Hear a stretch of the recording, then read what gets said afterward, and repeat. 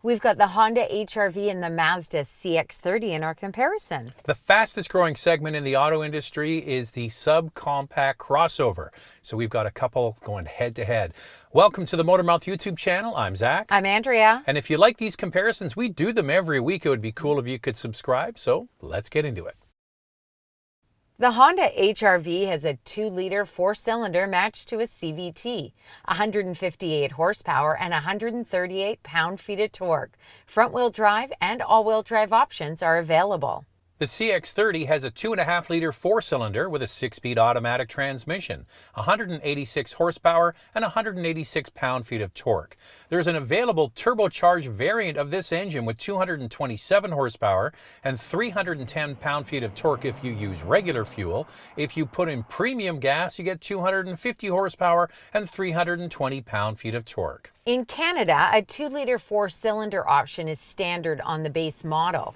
It has 155 horsepower and 150 pound-feet of torque. In the US, this engine is no longer available. So with the CX-30 in the Canadian market anyway, there's 3 engine choices, which is nice. In the US, there's 2. With the HRV, there's just 1. And it is a very reliable 2-liter 4-cylinder, but maybe a little pokey. Yeah, a little pokey for sure. Also, CVT versus a 6-speed automatic transmission for those who totally dislike a CVT. I think that they're both pretty good. We own a Honda Civic, and the CVT has been good for us, for sure. In that car, the power is okay.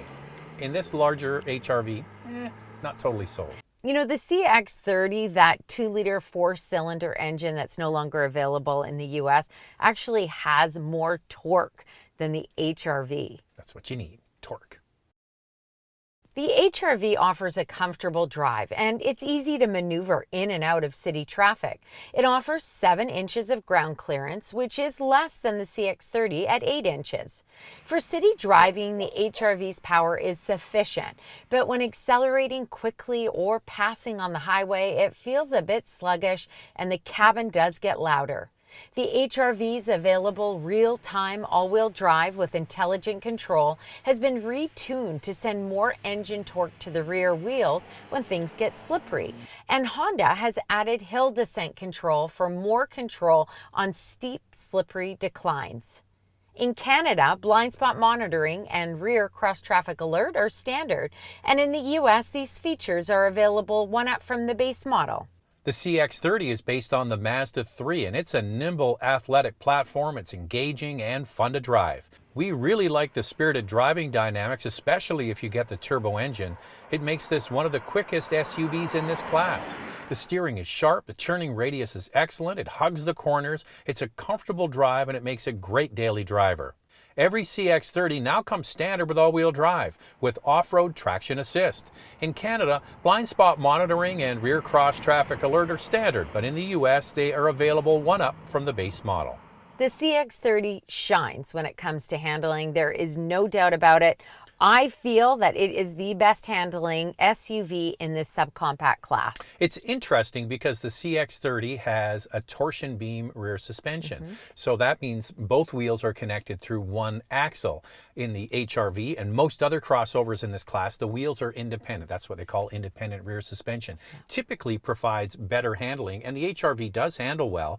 But it's interesting to see how they've been able to accomplish such good handling with the CX-30 with this kind of older, cheaper, less sophisticated suspension. Yeah, for sure. It definitely handles really well.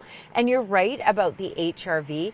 When you're in the city, it hugs the corners. It's easy to maneuver in and out of city traffic. I really like the way that the HRV handles as well, just not as dynamic. Well, it's based on the Civic, and the Civic's a great little handling car, so you get the same thing. The HRV is over 9 inches longer and almost 3 inches wider than the previous model. This is a big vehicle for this class. The exterior has more of a European design with a black honeycomb style grille, body-colored door handles and side mirrors, LED headlamps, LED brake lights, standard 17-inch wheels, available 18-inch wheels in the US, and a temporary spare tire. For a sleeker look, this sport model is the trim to buy with a more aggressive horizontal theme mesh black grille, black side mirrors, a gloss black spoiler, and a chrome exhaust finisher. The CX-30 has aged well. It offers a sporty yet sophisticated exterior. There's a lot of personality and curb appeal with this utility. It comes standard with LED headlamps, LED rear combination lights, body-colored door handles, and power door mirrors. You get 16, 17, or 18-inch wheels, plus you get a real spare tire. One of the biggest complaints about the CX-30 is that thick black cladding. Yes. A lot of people don't like it. I think if you get a darker color, it kind of camouflages it a bit. But I think that's one thing I don't like as much about it either. But other than that, as we said, I think it's aged quite well. Still looks really good. Yeah, so they do a really good job with all of their cars, making them kind of timeless and elegant and sophisticated. These are cars that are going to age very well in place, even when they come out with newer models. With the Honda, it can see kind of the Civic it's based on with that sort of bullnose grille. But the back, I thought initially it was kind of like the Mercedes-Benz station wagon. Yeah. But now that I look at it more, it actually has a bit of an Acura vibe, like the old MDX kind of from the back. I still see Mercedes-Benz. I just think that this new style that Honda has gone with, I'm a big fan of it, exterior and interior wise. I know some are not crazy about the way the HRV looks. Yeah, they think it's bland. But they think the same about the new Civic, and I think that they both look fantastic. I like the change that Honda is moving towards. Here's our used car alternative from CanadaDrives.ca. We chose a 2021 Subaru Crosstrek convenience trim with 9,587 kilometers for just under $35,000. Click on the tab or the link in the description below to find more vehicles in this category from CanadaDrives.ca. Honda says the interior of the HRV is a fresh take on the brand's new Simplicity and Something design direction, which was introduced with the 2022 Civic.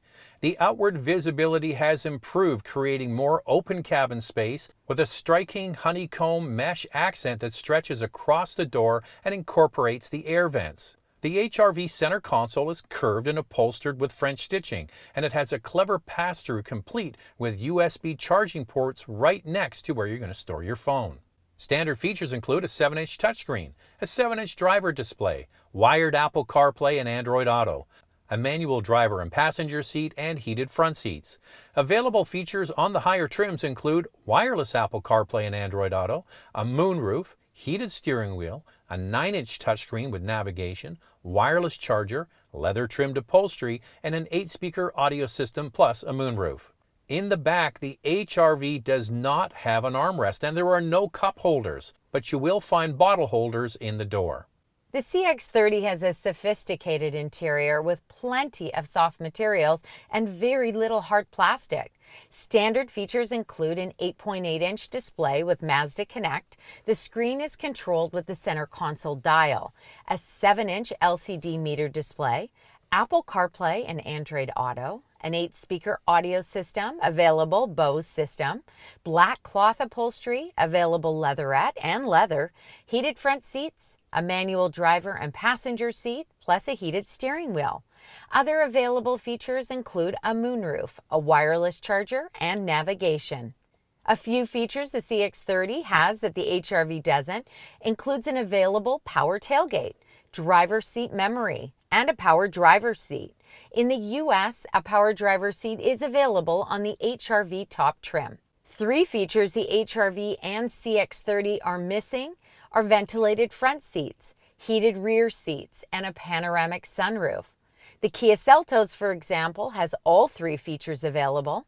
The Volkswagen Taos has all but heated rear seats, and the Chevrolet Trailblazer has an available panoramic sunroof.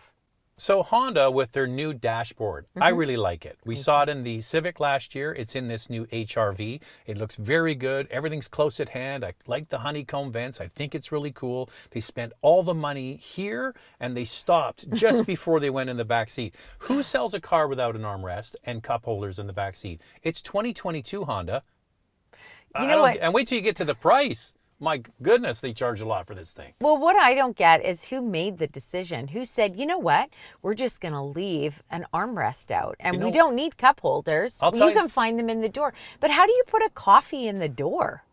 This is how it goes, Andrea. How much for the armrests and the cup holders? We can save $50 per car times millions of cars they're going to make, and that's how they're profitable. But the Civic has an armrest. It doesn't make any sense. It's not logical. It's dumb. And I guarantee you, will change that. Maybe not the first year, but they'll change that. Now, both of these models have a very nice interior, and a lot of soft materials are used throughout the cabin for both. So I'm kind of impressed with the quality of both. I think the thing is, having done many of the CX-30 comparisons, and then seeing it next to the HRV, on video, it doesn't look as posh as it actually is when you drive it. When you get in it, you're like, ooh, this is really nice. On video, it looks very, very simple. The Honda looks more showbiz. Yeah, that's for sure. I think it depends on the color too. With the CX-30, sometimes that kind of dark interior, it doesn't do it justice. If you go with something lighter or even the red, with the carbon edition, it looks really good. I think that one thing that Mazda does need to add to these vehicles is a touchscreen. You don't have to only have a touchscreen. You can still continue with the center console dial, but I definitely would like to see it. And some will say that you can use the touchscreen when it's at a low speed. You are right with some CX-30 models, but the current one, you cannot. There is no touchscreen option. They waffled on this. The touchscreen was in there when you were stopped, and then they took it out. So some people have it and some people don't. The thing is, I think it is going to eventually come back because the CX, what's it called? The 50. The CX-50 has the touch-sensitive screen, and they have a pano roof in that model only. So I bet you it'll spread through the rest of the family. I think the biggest issue with the CX-30 is the second row legroom. She's tight. You try and put a car seat back there, it's going to be tight. I think that that's where the HRV shines. This is a big vehicle for families. It doesn't have the power that the CX-30 has, but it has the space and it is comfortable. Well, speaking of space, Andrea, let's get into it. The HRV is almost 7 inches longer than the CX-30. Front row legroom is about the same, but the HRV has more second row legroom, cargo space behind the second row, and overall cargo capacity. Let's start with pricing, and let's start with the HRV. The base model front-wheel drive is just under $29,000 in Canada and $23,500 in the U.S. The first all-wheel drive in Canada is $31,000 and just over $25,000 in the U.S. The most expensive HRV in Canada is $37,000 and it's just $29,000 in the United States. Here's the fuel economy: 9.4 liters per 100 kilometers city, 7.9 on the highway. That's 25 miles per gallon city, 30 miles per gallon highway. The HRV is not rated for towing, but it comes with a warranty of 3 years, 60,000 kilometers, or 36,000 miles. Here's the pricing for the CX-30. We'll start with Canada and then move to the United States. The GX model starts at just over $26,000, and the top turbo GT is just under $38,000 Canadian. In the US, the CX-30 starts at $22,500, and the top turbo premium plus trim is just over $34,500 US. Here's the fuel economy for the non-turbo engine: 9.9 liters per 100 kilometers in the city, 7.7 on the highway. That's 24 miles per gallon city, 31 miles per gallon highway. The turbo engine gets 10.5 liters per 100 kilometers in the city, 7.9 on the highway. That's 22 miles per gallon city, 30 miles per gallon highway. The CX-30 can tow 1,500 pounds, and Mazda offers a warranty of 3 years with unlimited kilometers in Canada and 3 years or 36,000 miles in the U.S. So the pricing in the U.S. is comparable if you use naturally aspirated engine versus naturally aspirated engine. Yeah. When you go to the turbos, obviously they're going to charge more in the US. One interesting thing, Andrea, is the top turbo model in the US is only a couple of $1,000s less than Canada. With the currency exchange, we're getting a deal. I know. What are we not getting a deal on in Canada? Well, we're not getting a deal on the HRV. You can almost buy that CX-30 turbo engine for around the same price as the HRV top trim, and you're missing all of these features. Yeah, you're not getting a turbo engine with 250 available horsepower. You're not getting a power tailgate. You're not getting cup holders and an armrest in the back seat. What you are getting, though, is a big vehicle. I think for families, you know, I was speaking with a U.S. viewer, and she said to me, you know what, I'm going to get the HRV because it's big, and in the U.S. it's affordable. It's actually quite a good price point there. So there is a lot of value. In Canada, I don't understand the pricing. I'm a little bit scared to see what the CRV is going to come out, you know, what sort of pricing that's going to get, and the hybrid. I don't know. It's a bit of a concern. It's like Honda is going for profit versus volume these days. Well, we're gonna bring in another brand just quickly. Okay, so just as an example, in Canada, the base model all-wheel drive HRV is right around $31,000. Yep. The fully loaded top trim of the Toyota, the new Toyota Corolla Cross, is roughly the same price. So you get a fully loaded Toyota or the base model all-wheel drive HRV. I don't know what they're thinking at Honda, but we keep pounding on this until they change their mind.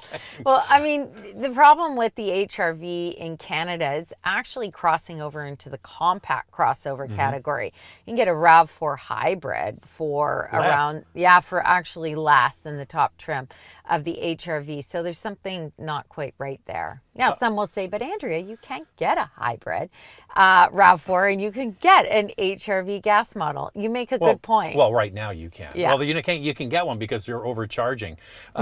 So what do you guys think of that? Like, these are going to be cross-shopped, obviously. If you put a premium on space, you're going to want the HRV. If you put a premium on fun and you're not using the backseat really very much at all, then the Mazda or the CX-30 is going to be wonderful for you to drive. It really comes down to what flavor you like. And also fuel economy. You are getting better fuel economy with the HRV than you are with the CX-30 on the non-turbo engine, and obviously on the turbo engine. But that turbo engine is so much fun.